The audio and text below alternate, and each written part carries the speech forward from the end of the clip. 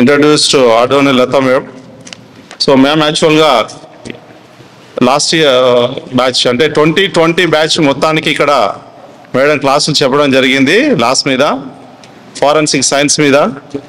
So జనరల్గా madam లాతో పాటుగా legal laws, forensic science, finger prints మీద, ఫారెన్సిక్ మెడిసిన్, సైకాలజీ ఇలాంటి సబ్జెక్ట్స్ మీద చాలా పోలీస్ క్యాడెట్స్లో సర్వీస్ ఆఫీసర్స్కి, జడ్జెస్కి, జడ్జి ఆస్పిరెంట్స్కి, స్టూడెంట్స్ అందరికీ కూడా క్లాసెస్ తీసుకుంటూ ఉంటారు. So madam education qualifications PhD in narcotic drugs and toxicology of forensic science from Care University of Tamil Nadu, LLM alternative dispute resolutions from Usman University. So madam also certified expert in documents and fingerprint, expert from IFS Education Department, LLB from Keshava Memorial Law College, Usman University, diploma of patent class from Nalsar University. So ఇట్లా చెప్పాలంటే మా class time అయిపోయేటట్టుంది, చాలా ఉన్నాయి ఇందులో, ఇంతటితో close చేస్తున్నా. So మా madam also having experience in working as advocate in Telangana high court, 6 years practical experience at state FSL Hyderabad, 9 years teaching experience police academy as guest faculty. So మన దగ్గర కూడా 2020లో చెప్పడం జరిగింది. సో ఇవి కూడా చాలా పొడుగు ఉన్నాయి, 20 ఉన్నాయి. నేను ఇంతటితో ఆపేస్తున్నా. Lifetime member in national human rights commission of NGOs. So madam strengths వచ్చి positive attitude towards work, self learning and easy grasping, good nature, team spirit, self confident, deterministic and time punctual ma'am also. So hobbies వచ్చి teaching, risk taking, challenging task and helping others. ఇది చెప్పొద్దన్నారు madam. ఆయన ఎందుకు చెప్తున్నా అంటే మనలో ఈ attitudes, ఈ లక్షణాలు ఉంటేనే ఆ స్థాయికి మీరు కూడా చేరుతారనే ఉద్దేశంతో అది చెప్పడం జరిగింది. So may I request Lata ma'am to continue with the guest lecture ma'am. Thank you very much. ఓకేనా, నా ప్రొఫైల్ ప్రెసెంట్ దేర్. సో మీరు ఎంతో ఈ ఫీల్డ్లో వచ్చారు. ఎందుకు అంటే కొందరు ఏం చెప్తారంటే రీజన్ జాబ్ అనేసి సెలెక్ట్ అయ్యాము, 3 generations ఫీల్డ్ అనేసి జాబ్ సెక్యూరిటీ అనేసి అంటారు. మళ్ళీ కొందరేమో ప్యాకేజ్ ఆఫ్ 2 years 2 months 2 lakhsగా మాకు వచ్చేది పర్ మంత్, అది వదులుకొని వచ్చాము బికాజ్ ఇది మాకు సెక్యూరిటీ ఇస్తుంది అనేసి. మీ ఫ్యామిలీకి సెక్యూరిటీ కాకుండా మీరు పోలీస్ ఆఫీసర్ అవ్వడం వల్ల దేశానికి సెక్యూరిటీ ఇస్తున్నారు.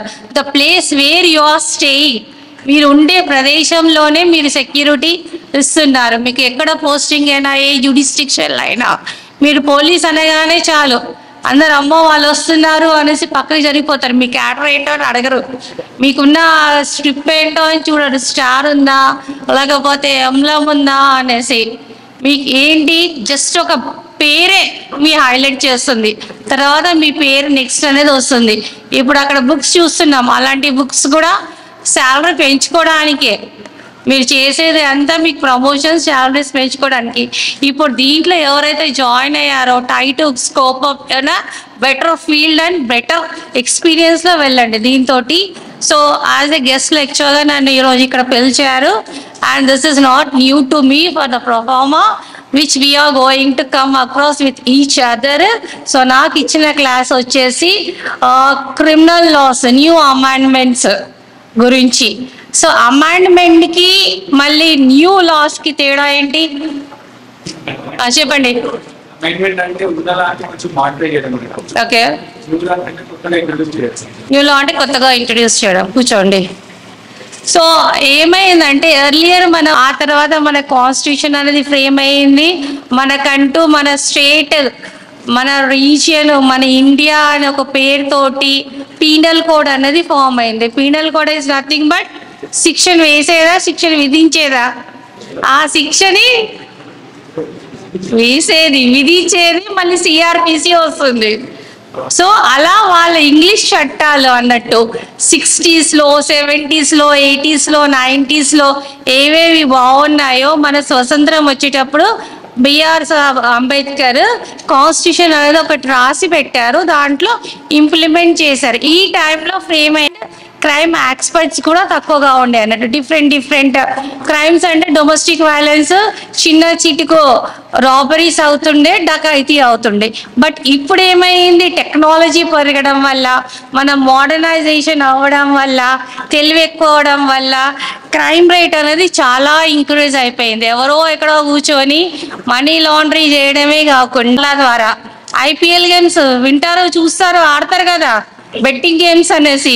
సో ఇలాంటివి ఎక్కడో నాదుడు కూర్చుంటాడు, ఎక్కడో డబ్బులు బెట్ చేస్తారు, లాటరీ సిస్టమ్ మీద ఇది అవుతుంది. సో అలాగే బిట్ కాయిన్స్ అనేసి.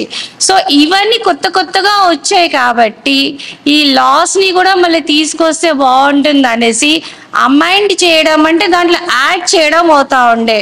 నిర్భయ అప్పుడు ఘోరంగా క్రైమ్ అయ్యింది. So he was surprisingly raped. దానివల్ల మన దేశం అనేది అర్థవ్యవస్థంగా అయిపోయింది అన్నట్టు. ఆ రేప్ ని మళ్ళీ ఏం చేశారు, సీరియస్ గా దాన్ని ఒక చట్టం కింద తీసుకురావాలి అనేసి అమైండ్ చేశారు. అంటే ఉన్న సెక్షన్ లోనే మళ్ళీ సెక్షన్ తీసుకొచ్చి పెట్టారన్నట్టు. అలాగే ఫాస్ట్ ట్రాక్ కోర్ట్స్ అనేసి, మొబైల్ కోర్ట్స్ అనేసి. ఫాస్ట్ ట్రాక్ కోర్టులనే కదా వరంగల్లో చిన్న పాపకి రేప్ అయిన దానికి 40 days లో శిక్ష వేశారు, ఉరి శిక్ష. కానీ అమలయ్యిందా? అది అవ్వలేదు. సో అలా టైం పీరియడ్ వల్ల జ్యుడిషియరీ మళ్ళీ ప్రొసీడింగ్స్ వల్ల పెండింగ్ పడుతుంది అనేసి మనీ డిమాలిషింగ్ అయ్యింది. సో మనీ డిమాలిషింగ్ అవ్వడం అంటే ఏంటి, కౌంటర్ఫీట్ కరెన్సీస్ ఎక్కువైపోయాయి. కౌంటర్ఫీట్ కరెన్సీస్ ఎక్కువైనప్పుడు ఏంటి, దాన్ని డిమాలిష్ చేసి మళ్ళీ న్యూ కరెన్సీస్ ఇవ్వడం అయ్యింది. సో అలాంటి కరెన్సీస్ ఒక చిప్ కార్డ్ ద్వారా కానివ్వండి, ఈడీ కేసు విన్నారు కదా, 10 కరెన్సీ నోట్లు ఇచ్చి మళ్ళీ దాని నుండి లాక్స్ ఆఫ్ మనీస్ లిక్కర్ స్కామ్ లో అయ్యింది అనేసి. సో ఇలాంటివి దాంట్లో అమైండ్ చేయడం కన్నా దానికి సంబంధించిన చట్టాలు తీసుకురావడం బెటర్ అనేసి. సో అందుకు పాత చట్టం తీసేసి కొత్త చట్టం తీసుకొచ్చారు. కానీ పాతది అంతా ఏం తీయలేదు, కొంచెం కొంచెం పార్ట్స్ తీసేశారు. తీసేసిన దానికి ఏమంటారు, రిపీల్డ్ అంటారు. అంటే ఆ సెక్షన్స్ కంప్లీట్లీ తీసేశారు, రిపీల్ అయిపోయాయి.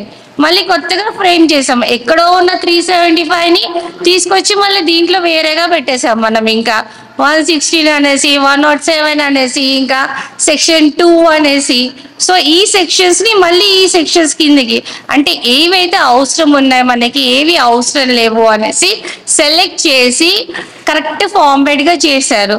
సో అది తీసుకొచ్చాక సడన్ గా ఆర్డినెన్స్ కింద పార్లమెంట్ నుండి వచ్చిందా డిక్లరేషన్, బిఎన్ఎస్ అనేసి ఎలా వచ్చింది, పార్లమెంట్ నుండి వచ్చిందా?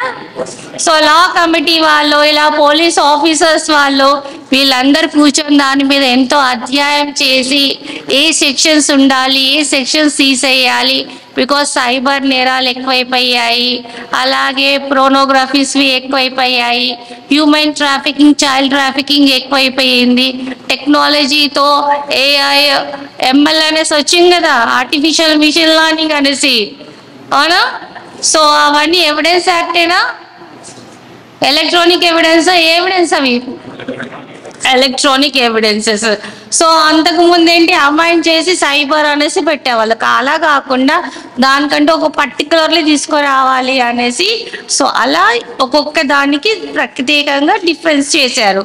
డిజిటల్ ఎవిడెన్సెస్ అనేసి, అంతకుముందు మీరు సంతకం చేసేవాళ్ళు, ఆ తర్వాత ఆ సంతకాన్ని స్కాన్ చేసి అప్లోడ్ చేస్తున్నారు. ఇప్పుడు ఏం చేస్తున్నారు, డిజిటల్ సిగ్నేచర్స్ ఇచ్చేస్తున్నారు. ఇంకా digital signature is also a security high end అన్నట్టు. సో వీటికి కూడా అథెంటికేషన్ ఉండాలి కదా.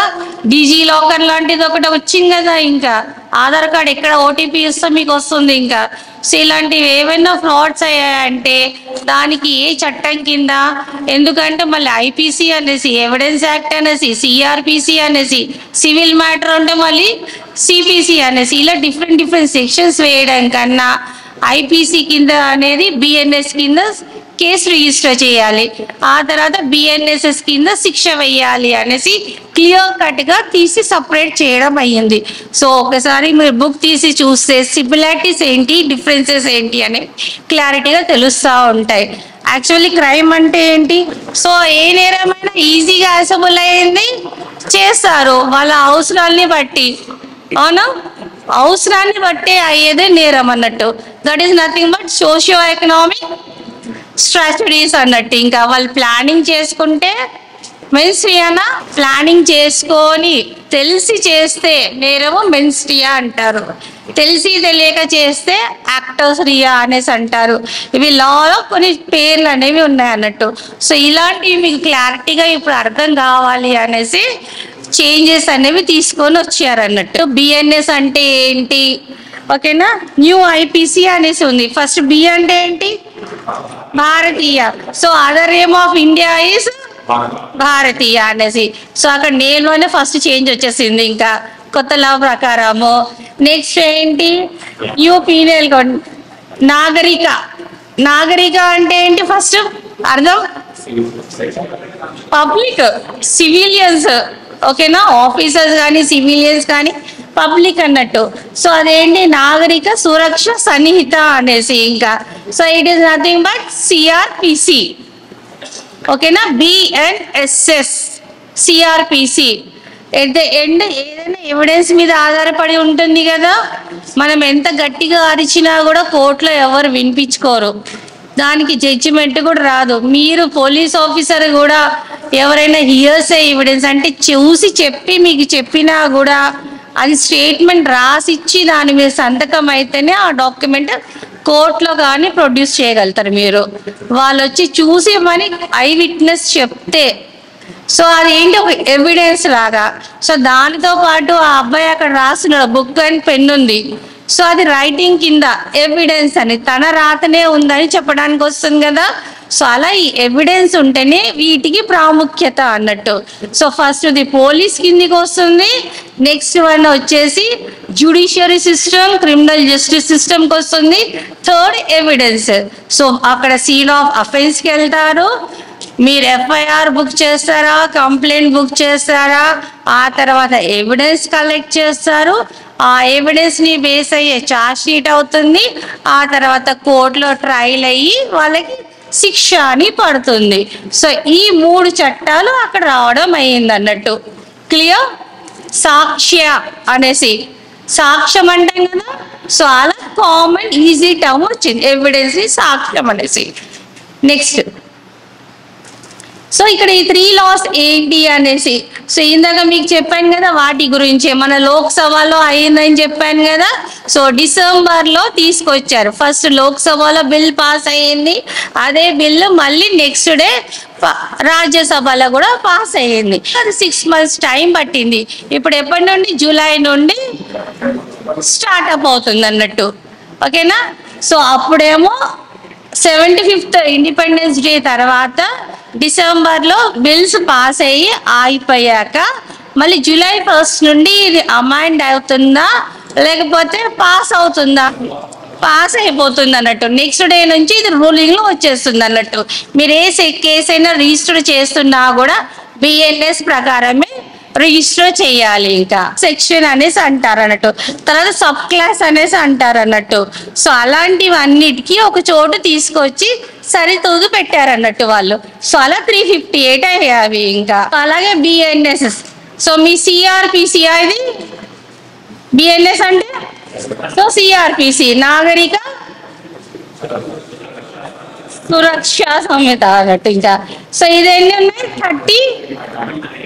39 చాప్టర్స్, ఓకేనా. సో అక్కడ ఏముండే చాప్టర్స్ అని ఉండేనా,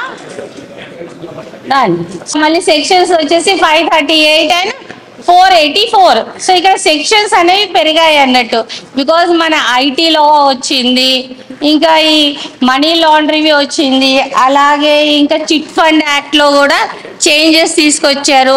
ఇన్సాల్వెన్సీ, సో ఇన్సాల్వెన్సీ అంటే ఏంటి, ఐపీ పెట్టి దివాలా తీసామనేసి ఇచ్చేసేవాళ్ళు అన్నట్టు. ఇప్పుడు ఐబీ పెట్టారంటే మళ్ళీ 3 years తర్వాత తను కోలుకున్నాక ఏదైనా కంపెనీ స్టార్ట్అప్ చేశారు లేకపోతే బిజినెస్ స్టార్ట్అప్ చేశారంటే తన ప్రాపర్టీ మళ్ళీ అటాచ్ చేసి ఎవరైతే బాధితులు ఉన్నారో వాళ్ళకి ఇవ్వాలి అన్నట్టు. ఇంకా సో కంప్లీట్లీ స్క్వాష్ చేయడానికి లేదు. సో అలా చేంజెస్ చేసి తీసుకొచ్చారన్నట్టు.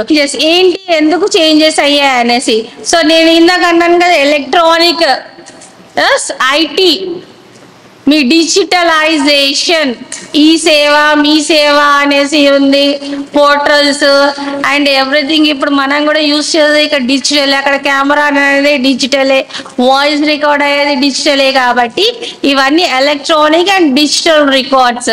సో ఇలాంటి వాటిని కంప్యూటరైజేషన్ తోటి ఇచ్చేసారంట. సో దాంట్లో ఉన్నది ఏంటి, హార్డ్ డిస్క్ మెయిన్.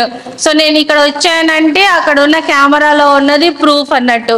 ఇక్కడ ఉన్న ఆడియన్స్ కానీ, ఇక్కడ ఉన్న సర్ వాళ్ళు కానీ, వీళ్ళందరూ దీనికి ఎవిడెన్స్ కిందికి అన్నట్టు. సో ఈ ఎవిడెన్స్ మళ్ళీ అప్లికబుల్ అవ్వాలి కదా. అప్లికబుల్ అంటే ఏంటి, మళ్ళీ చట్టంలో అడ్మిసబిలిటీ అనే ఒక పదం ఉంది అన్నట్టు. సో సెక్షన్ 65B అనేసి తీసుకొచ్చారన్నట్టు ఐటీ లాలో. సో ఈ ఐటీ లాలో 65B అనేది, మళ్ళీ 65B అంటే వేరే చోటు ఉంది, మళ్ళీ వీటిని ఎలా అనేసి ఇక్కడ మళ్ళీ BNS లో కన్సిడరేషన్ తీసుకొచ్చారు. డాక్యుమెంట్స్ అనేసి, బికాస్ డాక్యుమెంట్స్ అంటే చేతితో రాసింది కూడా డాక్యుమెంట్ అవుతుంది, ప్రింట్అవుట్ తీసిన డాక్యుమెంటరీ ఎవిడెన్స్ అవుతుంది, ఇప్పుడు దీన్ని మళ్ళీ ఫిలింగ్ గా చేసినా కూడా డాక్యుమెంటరీ ఎవిడెన్సే కదా. సో ఇలాంటి ఏ ఎవిడెన్స్ అయినా కూడా ఒక చోట తీసుకురావాలి అనేసి దీంట్లో ఈ చేంజ్ తీసుకొచ్చారు. మెయిన్ గుర్తుందా, ఇక్కడ నుండి గసగసాలు తీసుకొని మీరు సౌదీ అరేబియాకి వెళ్ళలేరు, ఎయిర్పోర్ట్ లోనే తీసేసుకుంటారు, బికాస్ అక్కడ అది ప్రోహిబిటెడ్.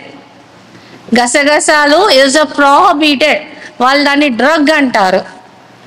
బికాస్ బాడీలో ఎక్కువ శాతం కన్నా, ఇంత ఒక స్పూన్ కన్నా ఇంకెక్కువ తింటే బాడీలో సెక్షువల్ సెడిషన్ ఎక్కువ అవుతుంది అన్నట్టు, కోరికలు ఇంకా ఎక్కువ తింటే మనిషికి మత్తు వస్తుంది అనేసి దాన్ని బ్యాన్ చేస్తారు వాళ్ళు. అది రీజను. సో కొన్ని దేశాల్లో కొన్ని వస్తువులు అప్లికబుల్ అవుతాయి, కొన్ని దేశాల్లో కొన్ని వస్తువులని బ్యాన్ చేస్తారన్నట్టు. సో ఇలాంటి డ్రగ్స్ వాళ్ళు కూడా ఏమైనా మన దగ్గర తీసుకొచ్చారు.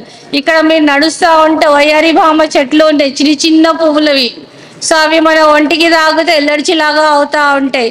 అలాంటి చెట్లు అమెరికాలో పెరిగాయంటే తీసి పడేస్తారు అది, because it is a band tree plant. చిన్న ప్లాంట్ ఉన్నప్పుడు తీసేస్తారు అన్నట్టు అవి.